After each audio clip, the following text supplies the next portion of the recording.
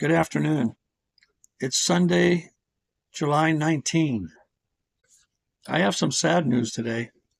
CENTCOM announced that 2 U.S. service members were killed and another is missing in action in Jordan as military strikes between the United States and Iran resumed. Iran's supreme leader warned of unforgettable lessons if American strikes continue. It appears as though there's no more understanding of memorandum, that this is an all-out war. Today marks the 8th consecutive day of bombing in Iran. I still don't understand how Iran can bomb us back. Seems like we should have taken out their missile sites by now. Unless they're moving them around, I don't know how that works. In November of 2025, a judge ruled that data acquired by Flock Camera and purchased with tax dollars by the cities is a public record.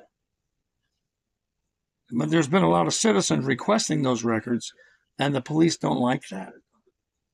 But cities have been resisting the Freedom of Information Acts, requesting that information. They delay, and then 30 days later, that information's scrubbed. They keep the information for 30 days. So this is transparency of our government. On March 10th of 2026, the legislature passed Senate Bill 6002, Automated License Plate Readers, or ALPR. Data is now illegal to request. However, there is a log of who checked the data and why they checked the data. We can request that log. You know, it's been, police are misusing this system.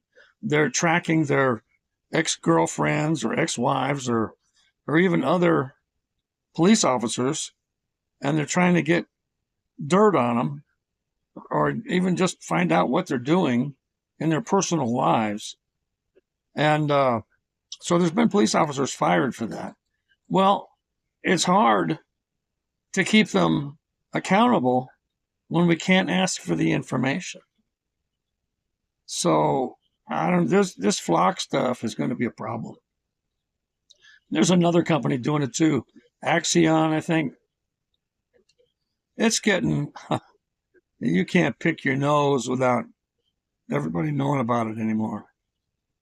President Trump said he will hold Canada responsible for the costs tied to unhealthy U.S. air quality from spreading Canadian wildfires. Trump threatened to add the pollution's price tag to existing tariffs.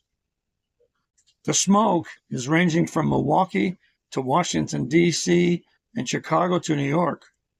I saw some pictures of New York, and man, it's really brown skies. It looks terrible.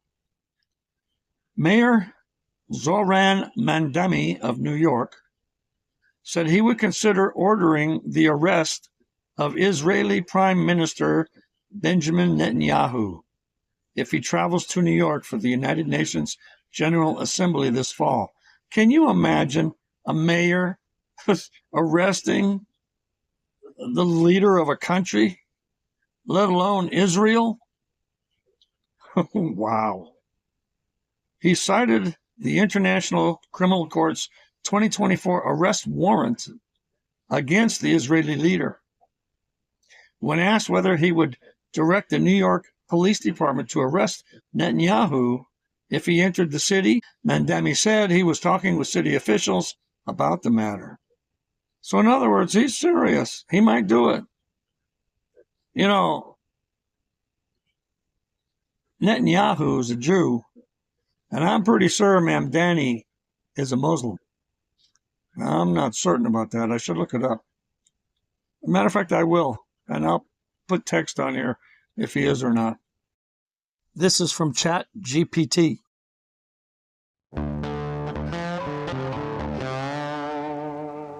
But that's probably what it's all about. You know, those people don't care for each other too much. Okay, that's what we got for the news today. Have a great Sunday and a great rest of the week, and we'll talk to you soon.